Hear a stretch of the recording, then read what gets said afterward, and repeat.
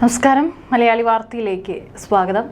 Palestine ജനതയ്ക്ക് സഹായവും പിന്തുണയുമായി ഗാസ തീരം ലക്ഷ്യമിട്ടെത്തിയ ഗ്ലോബൽ സുമുദ് ഫ്ലോട്ടില്ലയെ ഇസ്രായേൽ തടഞ്ഞു എന്നുള്ള വാർത്തകൾ പുറത്തു വരുന്നുണ്ടായിരുന്നു.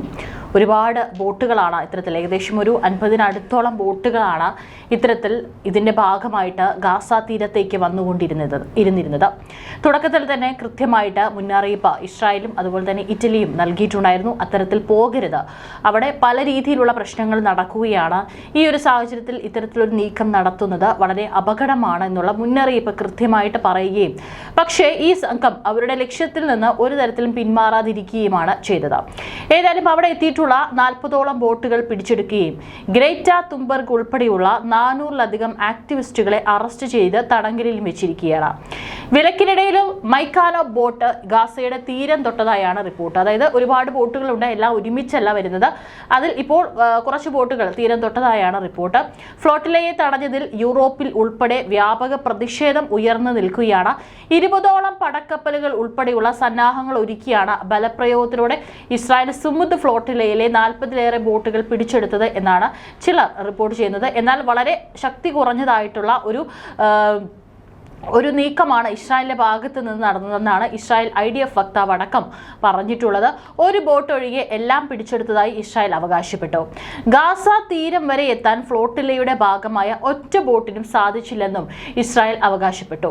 എന്നാൽ മൈക്കാന എന്ന ബോട്ട് ഗാസ തീരം തൊട്ടതായി റിപ്പോർട്ടുകളുണ്ട്. ഇതിൽ എത്രത്തോളം സത്യമുണ്ട് എന്നുള്ളത് റിപ്പോർട്ടുകൾ പുറത്തു വന്നിട്ടില്ല. 43 ബോട്ടുകളായി വിവിധ രാജ്യങ്ങളിൽ നിന്നുള്ള 500ഓളം ആക്ടിവിസ്റ്റുകളാണ് ഫ്ലോട്ടില്ലയിൽ പങ്കുചേർന്നത്. ഡ്രോണുകൾ അയച്ചും സമുദ്രത്തിൽ മൈനുകൾ പാകിയും യാനവ്യൂഹത്തിന്റെ ഗാസയിലേക്കുള്ള യാത്ര തടയാൻ ശ്രമിച്ച ഇസ്രായേൽ നാവികസേന ആഗോള സമ്മർദ്ദം കാരണം ആക്രമണ നടപടി ഉപേക്ഷിക്കുകയായിരുന്നു. ബോട്ടുകൾ വളഞ്ഞ സൈന്യം ബലം പ്രയോഗിച്ചാണ് ആക്ടിവിസ്റ്റുകളെ കസ്റ്റഡിയിലെടുത്തതെന്ന് പറയുന്നുണ്ട്. മലിനജലം ചീറ്റുകയും മർദ്ദിക്കുകയും ചെയ്തതായും ആക്ടിവിസ്റ്റുകൾ പറയുന്നുണ്ട്. ആഗോള പരിസ്ഥിതി പ്രവർത്തക ഗ്രേറ്റ തുൻബർഗും അറസ്റ്റിലായവരിൽ ഉൾപ്പെടും.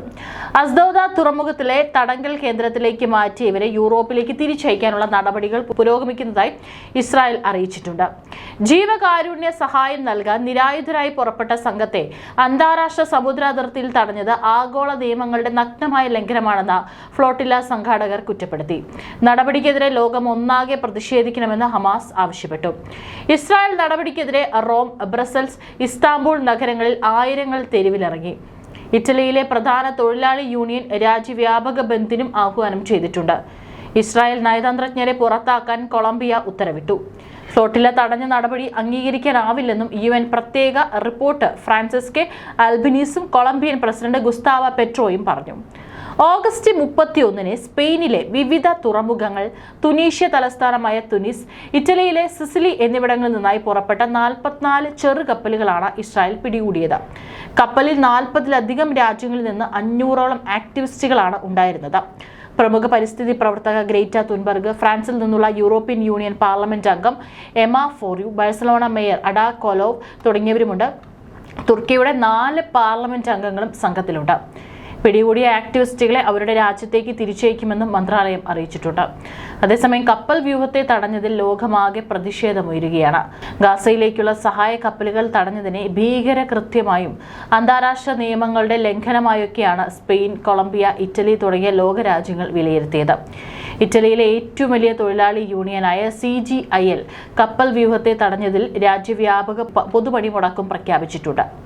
ഇസ്രായേൽ അന്താരാഷ്ട്ര നിയമം ലംഘിച്ച് കപ്പൽ വ്യൂഹത്തെ തടഞ്ഞാൽ രാജ്യത്തെ സ്തംഭിപ്പിക്കുമെന്നാണ് യൂണിയനുകൾ സമീപ ദിവസങ്ങളിൽ മുന്നറിയിപ്പ് നൽകിയിരുന്നത്. യൂറോപ്പിലെ തന്നെ 2ാമത്തെ ഏറ്റവും വലിയ തൊഴിലാളി യൂണിയനാണിത്. പൊതുപണിമുടക്ക് എല്ലാ സ്വകാര്യ മേഖലകളെയും ബാധിക്കും. ആശുപത്രികൾ, അടിയന്തര സേവനങ്ങൾ, കുറഞ്ഞ ഗതാഗതം, സുരക്ഷ എന്നിവ മാത്രം പ്രവർത്തിക്കും.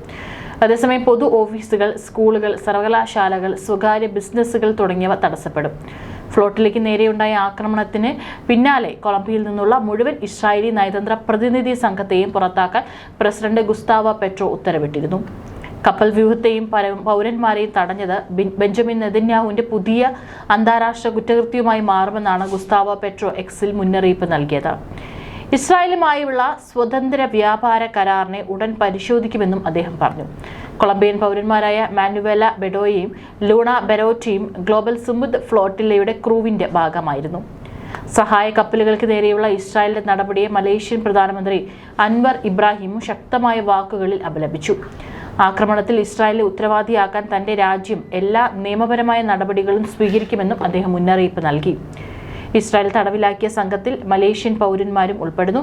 പലസ്തീൻ ജനതയുടെ അവകാശങ്ങളും അഭിലാഷങ്ങളും നിഷേധിക്കപ്പെടുന്നത് തുടരുന്നിടത്തോളം മലേഷ്യ ഉറച്ചു നിൽക്കുമെന്നും ദീർഘകാലമായി നിലനിൽക്കുന്ന അനീതിയും ദാരിദ്ര്യവും അവസാനിപ്പിക്കണമെന്ന ആവശ്യത്തിൽ നിന്നും പിന്നോട്ട് പോകില്ലെന്നും അദ്ദേഹം അഭിപ്രായപ്പെട്ടു. നിയമവിരുദ്ധമായി തടവിലാക്കപ്പെട്ട പ്രവർത്തകരെ ഉടൻ മോചിപ്പിക്കണമെന്നും മാലിദ്വീപ് പ്രസിഡന്റ് മുഹമ്മദ് മുയ്സു ആവശ്യപ്പെട്ടു. ഇത്തരം ഭീഷണി അസ്വീകാര്യമാണെന്ന് സഹിക്കാനാവില്ലെന്നും അദ്ദേഹം പറഞ്ഞു. സ്വാതന്ത്ര്യവും അടിസ്ഥാന ആവശ്യങ്ങളും നിഷേധിക്കപ്പെട്ട ഒരു ജനതയ്ക്ക് ദുരിതാശ്വാസ സാമഗ്രികൾ കൊണ്ടുപോകുന്ന ഒരു മാനുഷിക വാഹന വ്യൂഹത്തെ ലക്ഷ്യമിടുന്നത് മാനുഷികതയ്ക്കും അന്താരാഷ്ട്ര നിയമത്തിനും എതിരായ ഗുരുതരമായ നീക്കമാണെന്നാണ് മുയ്സു എക്സിൽ പറഞ്ഞിരിക്കുന്നത്.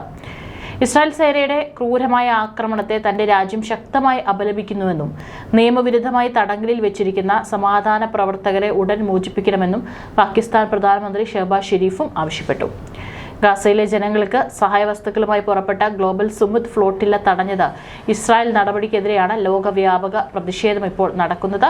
സ്പെയിൻ, കൊളംബിയ, ഇറ്റലി തുടങ്ങിയ ലോകരാജ്യങ്ങളും പല രീതിയിലുള്ള അന്താരാഷ്ട്ര നിയമനങ്ങളുടെ ലംഘനമായി ഇതിനെ വിലയിരുത്തുന്നുണ്ട്. മാത്രവുമല്ല, വലിയ രീതിയിൽ തന്നെ പ്രതിഷേധങ്ങളും ഈ പറഞ്ഞ രാജ്യങ്ങളിൽ നടക്കുകയാണ്. ഫ്ലോട്ടിലേക്ക് നേരെയുണ്ടായ ആക്രമണത്തിന് പിന്നാലെ കൊളംബിയയിൽ നിന്നുള്ള മുഴുവൻ ഇസ്രായേൽ നയതന്ത്ര പ്രതിനിധി സംഘത്തെയും പുറത്താക്കാനും ഉത്തരവിട്ടിട്ടുണ്ടായിരുന്നു. അതേസമയം തന്നെ ഗാസയിലും സ്ഥിതി അതീവ രൂക്ഷമാവുകയാണ്. US പ്രസിഡന്റ് ഡൊണാൾഡ് ട്രംപിന്റെ 20 പോയിന്റ് ഗാസ സമാധാന പദ്ധതിക്കിടെ വ്യാഴാഴ്ച ഗാസ മുൻപിൽ ഇസ്രായേൽ വീണ്ടും വലിയ വ്യോമാക്രമണം നടത്തിയിട്ടുണ്ട്. കെട്ടിടങ്ങളിൽ ഒളിച്ചിരിക്കുന്ന ഹമാസ് ഭീകരർക്ക് നേരെയാണ് സൈന്യം ആക്രമണം നടത്തിയതെന്നും IDF ഉദ്യോഗസ്ഥർ പറഞ്ഞു.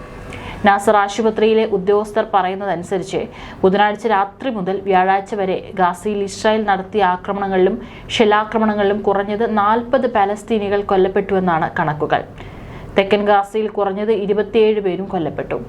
മാനുഷിക സഹായ വിതരണത്തിനിടെ 14 പേരും കൊല്ലപ്പെട്ടുവെന്ന് ഉദ്യോഗസ്ഥർ പറഞ്ഞു. കൂടാതെ മധ്യ ഗാസയിലെ ദെയർ അൽ ബലാഹിലെ അലക്സ മാർട്ടിയേഴ്സ് ആശുപത്രിയിലെ ഉദ്യോഗസ്ഥർ ഇസ്രായേൽ ആക്രമണങ്ങളിലും 13 പേർ കൊല്ലപ്പെട്ടതായി റിപ്പോർട്ട് ചെയ്തു. അതേസമയം ഗാസ സിറ്റിയിലെ ഷിഫ ആശുപത്രിയിലെ ആരോഗ്യ ഉദ്യോഗസ്ഥർ ഒരു മൃതദേഹം സ്വീകരിച്ചതായും നിരവധി പേർക്ക് പരിക്കേറ്റതായി റിപ്പോർട്ട് ചെയ്തു. നഗരം പിടിച്ചെടുക്കാൻ ഇസ്രായേൽ ഒരു വലിയ ആക്രമണം ആരംഭിക്കുന്നതിനാൽ ആശുപത്രി ജീവനക്കാർക്ക് ആശുപത്രിയിലെത്താൻ ബുദ്ധിമുട്ടുണ്ടെന്നും അദ്ദേഹം റിപ്പോർട്ട് ചെയ്തു. ഏകദേശം 2 വർഷമായി നീണ്ടു നിൽക്കുന്ന യുദ്ധം അവസാനിപ്പിക്കാനുള്ള അമേരിക്കൻ പ്രസിഡന്റ് ഡൊണാൾഡ് ട്രംപിന്റെ നിർദ്ദേശം ഹമാസ് ഇപ്പോഴും പരിഗണിക്കുന്നുണ്ട്. ഈ പദ്ധതി പ്രകാരം ഹമാസ് 48 ബന്ദികളെ തിരികെ നൽകണം. ഇവരിൽ ഏകദേശം 20 പേർ ജീവിച്ചിരിപ്പുണ്ടെന്ന് ഇസ്രായേൽ വിശ്വസിക്കുന്നു. പകരമായി 100 കണക്കിന് പലസ്തീൻ തടവുകാരെ മോചിപ്പിക്കും. ഹമാസ് അധികാരം ഉപേക്ഷിച്ച് ആയുധങ്ങൾ സമർപ്പിക്കണമെന്നും പദ്ധതിയിൽ പറയുന്നു.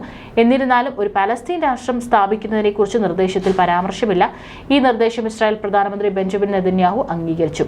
എന്നിരുന്നാലും പലരും ഇത് ഇസ്രായേലിന് അനുകൂലമാണെന്ന് കരുതുന്നു. അതേസമയം ചില കാര്യങ്ങൾ അസ്വീകാര്യമാണെന്ന് ഒരു ഹമാസ് ഉദ്യോഗസ്ഥൻ പറഞ്ഞിരിക്കുന്നത്. പക്ഷേ ഈ കാര്യങ്ങളെക്കുറിച്ച് വിശദീകരിച്ചിട്ടില്ല. ട്രംപും നെതന്യാഹുവും അംഗീകരിച്ച നിർദ്ദേശത്തിന്റെ ചില ഭാഗങ്ങൾ നിരസിക്കപ്പെട്ടുവെന്നും പരിഷ്കരണം ആവശ്യമാണെന്നും ഉദ്യോഗസ്ഥൻ പറഞ്ഞു.